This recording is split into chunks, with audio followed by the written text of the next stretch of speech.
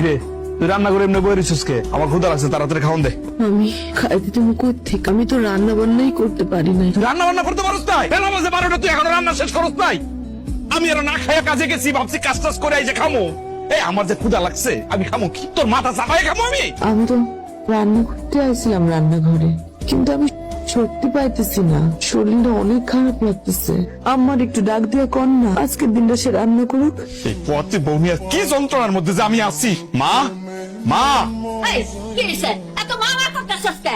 তো বোঝালাই কি শান্তিতে এই বাড়িতে খেলি পান খেতে পারুম না? মা ওই আমার শরীরটা নাকি খারাপ, রান্না বান্না করতে পারবো না। তুমি আজকে রান্নাটা করে ফেলাও। কি কইলি তুই? তুই এই বয়সে তোর মারে রান্না করতে করতেছস? আমি যদি এই বয়সে তোরে আর তোর বউরে রান্না করে খাওয়াইতে হয়, তাহলে তুই বিয়া করছস কে? হ্যাঁ, ও চেহারা দেখানোর লিগা? মা, বিয়ের পর থেকে তো সবসময় আমিই রান্না বান্না করি। আজকে আমার শরীরটা অনেক খারাপ লাগতেছে মা। আজকের দিনটা আপনি একটু রান্না করেন না কষ্ট করে। চুপ করো তুমি। এগুলো হইলো তোমার সব বাহানা, সব নাটক, যাতে তোমার কাম করতে না হয়। হেললিগাই নাটক সাজাইছো। শোন মিজান, তোর বউ যদি রান্না করে তাইলে তুই খাইতে পারবি, নাইলে তুই হোটেলে দিয়ে খাওয়াবি। আমি আমার মায়ের বাড়ির যাবো গা। এই শুনলি না মা কি কইছে? এখন রান্না বান্না করবি নাকি আমি হোটেলে গিয়ে খাই আসবো? না, আপনার হোটেলে যাওয়া লাগবে না। হোটেলে খাইলে তো আবার আপনার শরীর খারাপ হয়। আমি পারব, আমার যতই কষ্ট হোক আমি রান্নাটা করতে পারব। আপনি গোসল করে আসেন, আমি রান্না করতেছি। ঠিক আছে তাড়াতাড়ি কর, আমার কিন্তু ক্ষুধা সহ্য হয় না বেশিক্ষণ।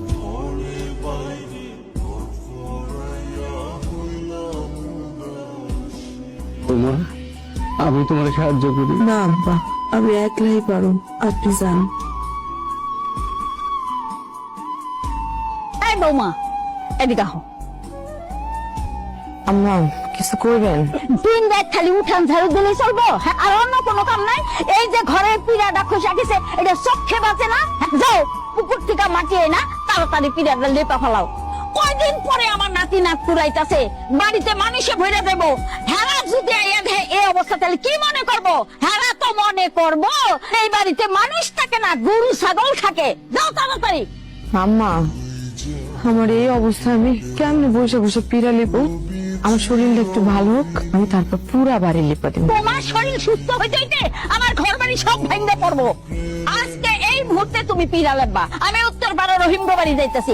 আয়া যান দেখি সমস্ত পিড়া লেপা হয়ে গেছে, নাইলে খবর আছে। কামছো ঠিক আছে, আল্লাহ জানি বিয়ে করায় নিয়েছে। আমি দোকানে গেলাম।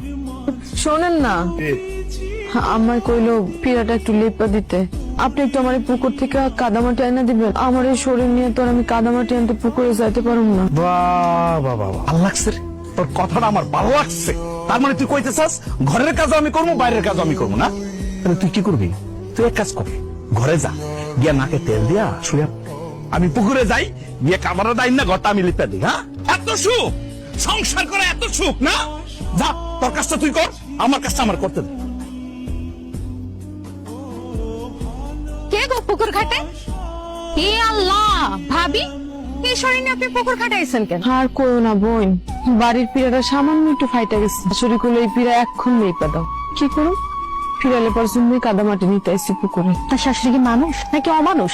আপনি তো ঠিকঠাক ভাবে হাঁটা চলাই করতে পারেন না। এই অবস্থা আপনারা পাঠাইছে পুকুর থেকে মাটি নিয়ে পিড়া লাগতে। জামাই মিজান ভাই কই?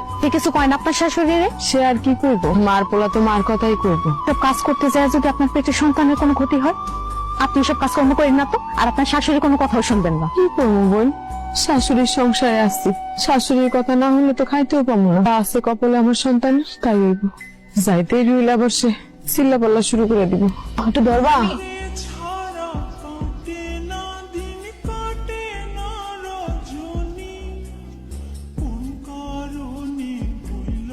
এই বোমা, তুমি এটা কি করলা? আমার গেলে মাছের মাথা খাইবা চিনি। এই নাও মাছের মাথা, আজকে তুমি খাইবা, খাও। এটা তুমি কি কো?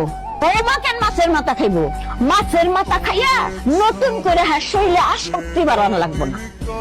আমার পোলাটা সারা দিন বাইরে বাইরে খাটে, বৌমার মাছের মাথা খাওয়ানোর দরকার নাই। বৌমার প্লেটে থেকে মাছের মাথাটা নিয়ে তুই খা। এই হলো আমার মা, আমার কলিজার মা। আমার মায় বুঝে যে আমি মাছের মাথাটা পছন্দ। আম্মা তুমি যেহেতু কইছো মাছের মাথাটা আমি খাইতে, তাহলে আমি খাই।